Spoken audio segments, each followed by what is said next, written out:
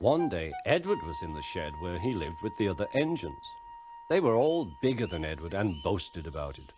"The driver won't choose you again," said Gordon. "He wants strong engines like us." But the driver and fireman felt sorry for Edward. "Would you like to come out today?" "Oh, yes, please," said Edward. So they lit his fire, made lots of steam, and Edward puffed away. The other engines were very cross at being left behind.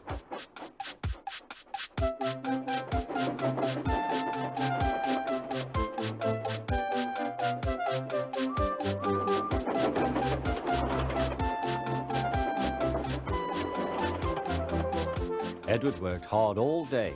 The coaches thought he was very kind, and the driver was very pleased.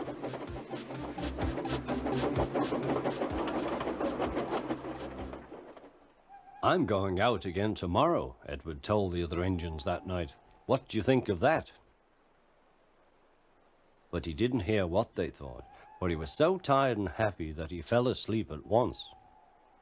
Next morning, Edward woke up to find nothing had changed. Gordon was still boasting. "You watch me, little Edward, as I rush through with the express. That will be a splendid sight for you. Goodbye, little Edward. Look out for me this afternoon."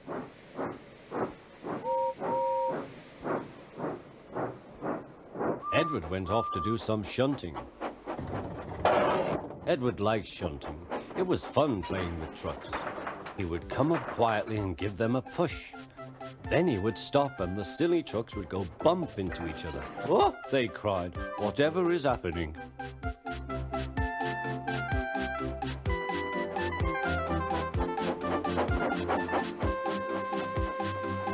Edward played till there were no more trucks. Then he stopped to rest. Presently he heard a whistle.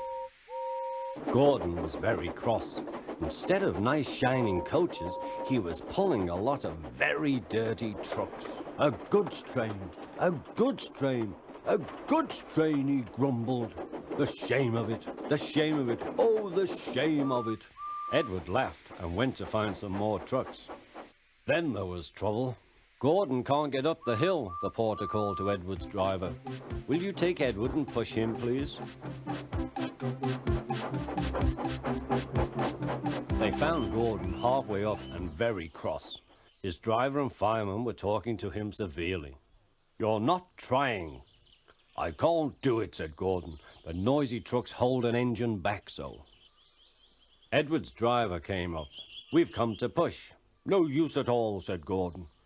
"You wait and see," replied Edward's driver.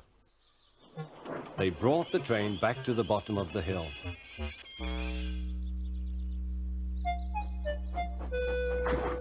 "I'm ready," said Edward. "No good," grumbled Gordon. They pulled and pushed as hard as they could.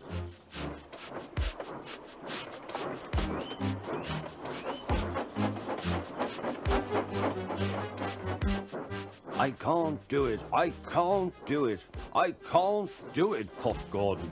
"I will do it, I will do it, I will do it," puffed Edward. Edward pushed and puffed and puffed and pushed as hard as ever he could. And almost before he realized it, Gordon found himself at the top of the hill. "I've done it, I've done it, I've done it," he said proudly. He forgot all about Edward and didn't wait to say thank you. Edward was left out of breath and far behind. He ran on to the next station, and there he found that the driver and fireman were very pleased with him. The fireman gave him a nice long drink, and the driver said, "I'll get out my paint tomorrow and give you a beautiful coat of blue with red stripes. Then you'll be the smartest engine in the shed."